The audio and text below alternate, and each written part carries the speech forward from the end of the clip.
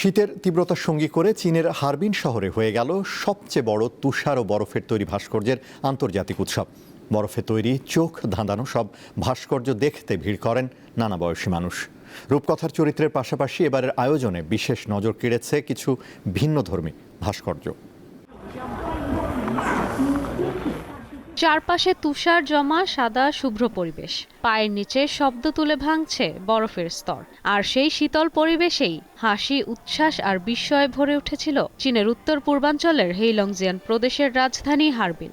বিশ্বের অন্যতম বৃহৎ শীতকালীন আয়োজন হারবিন ইন্টারন্যাশনাল আইস স্কাল্পচার কম্পিটিশনে যেন বাস্তবের পৃথিবীকে পেছনে ফেলে দর্শনার্থীরা ঢুকে পড়েন এক রূপকথার রাজ্যে। প্রতি বছরের মতো এবারও হারবিন শহরে অবস্থিত বিখ্যাত ঝাওলিন পার্কে তৈরি করা হয়েছিল অসংখ্য চোখ ধাঁধানো বরফের ভাস্কর্য। আন্তর্জাতিক বরফ ভাস্কর্য প্রতিযোগিতার জন্মস্থান বলা হয় এই পার্ককে, যেখানেই চোখ যায় বরফ কেটে নির্মাণ করা হয় বিশাল বিশাল ভাস্কর্য।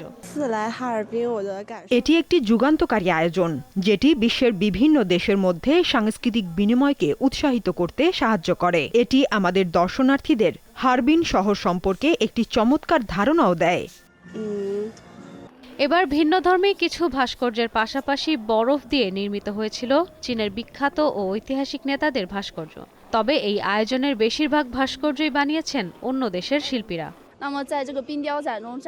একই জায়গায় একসাথে এত বরফের ভাস্কর্য ও কাঠামো দেখতে পাওয়াটা অসাধারণ অনুভূতি। আমার কাছে এই বরফের ভাস্কর্যগুলো বিশেষভাবে আকর্ষণীয় মনে হচ্ছে। কেউ পরিবার নিয়ে ছবি তুলেছেন, কেউ বন্ধুদের সঙ্গে ভিডিও করেছেন, আবার কেউ বরফের মধ্যে শুয়েও পড়েছেন। বরফও যে এত বৈচিত্র্যময় শিল্পের ভাষা হতে পারে তা যেন কল্পনাতীত। এই আয়োজনে চীন, রাশিয়া, যুক্তরাষ্ট্র, কোরিয়া প্রজাতন্ত্র এবং ফ্রান্স সহ 12টি দেশের 38টি দলের মোট 76টি ভাস্কর্য প্রদর্শিত হয়েছে। অ্যালোন ইন দ্য ফরেস্ট নামের একটি ভাস্কর্যের জন্য প্রতিযোগিতায় প্রথম পুরস্কার জিতেছে রাশিয়া। বিশেষজ্ঞদের মতে হারবিনের এই বরফ উৎসব চীনের পর্যটন শিল্পে একটি গুরুত্বপূর্ণ ভূমিকা পালন করছে। প্রতি বছর দেশি বিদেশি লাখো পর্যটক এই উৎসবে অংশ নিতে হারবিনে ভিড় করেন।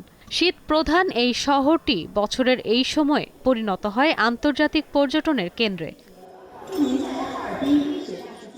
ইশরাত সুমা, দীপ্ত বার্তা কক্ষ।